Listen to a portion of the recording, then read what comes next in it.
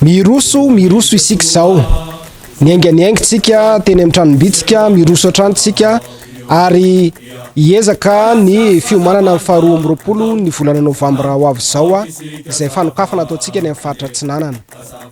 Tia ny folara efa afaka isaloranse manomboka amin'ny fanokafana ny taom-panabeazana itsam-paritany a dia isantatra ny zany sahady isika sampanamena manerana ny nosy fandaminana sy ny fandaharana rehetra ho ampita amintsika amin'ity anio ity. Aoka zaveo masiny olona toy izany koa ny fahazavanareo mba ahitany asa soa ataonareo kakalazany ny rainareo izay nandanitra. Matio 5:5 izany ten'Andriamanitra faneva fahakalazana ny fa 7 taona izany anao rapanay ho antsika rehetra amin'ity anio ity. Efa ao anatin'ny fankalazana koa isika zao satria ray voalohana meloa isika fa noho izany andeha isika ritsaray avy na amin'ny filiovana andeha tonambavaka izao afakalaizana izao satria tena zava-dehibe tokoa ny aim-panahy aftahantsika tanterahantsika izao fankalazana izao.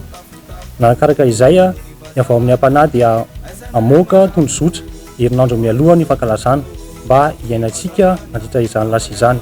Ny etsikety olon-dehibe zany amin'ny faraka amby roapolo ny volana novambra 2024 efa ny tomasintsika dia anaovana fandravonana mahakasika ny ireo zay asambondrina zay efa nomaniny tsirara ihany zany amin'ny dozoky samihafa anomezana torolalana ho an'ny mpanabe mpiandraikitra sy ho an'ny mpanofana.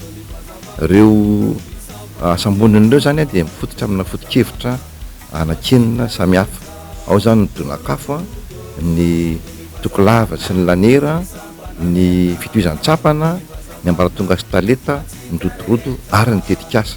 Zava-dehibe zany io afahantsika mahafantatra tsara ny tena zavatra hoe isan'ny tena ilain'ny sampana mena, ilain'ny mpiantarana, ilain'ny itsika izay ao anatin'io sampana io ahafahana mametraka tsara tena fanabeazana ao anatin'izany sampana mena zany amin'ity fa 7 taona sampana mena ity ka dia any tanana atsika rehetra mba tonga maro satria zava-dehibe ho an'ny fanabeazana io fotoana io ka dia mahasoto daholo tsara lana daholo.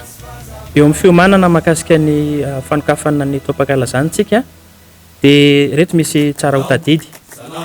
Ny 7 ny volana novambra 2024 dia efa manomboka mandray ny ekipa eny anivon'ny faritany izay anatrika izany any Tamatavy. Ny 20 kosa dia efa manomboka mandray ireo beazina sy mpanabe eny anivon'ny faritany manatrika izany. Fa ny tena zava-dehibe sady tsy azo mevanina dia ny 20 izay ifanomezantsika fotoana mety misy zavatra ampitaina amintsika mahakasika izany. Mizara anankitelo mazava ny fandaharam-potoana.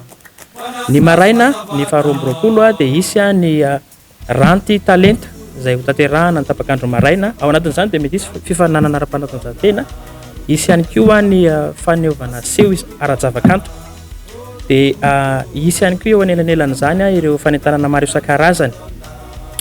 Ny aorinan'izay ranty izay tapakandro maraina dia iroso amin'ny fanaovana diabetsika miainga avy amin'ny toerana izay misy antsika tsirairay avy hamonjy ny toerana naterahana ny fitaovam-pivavahana.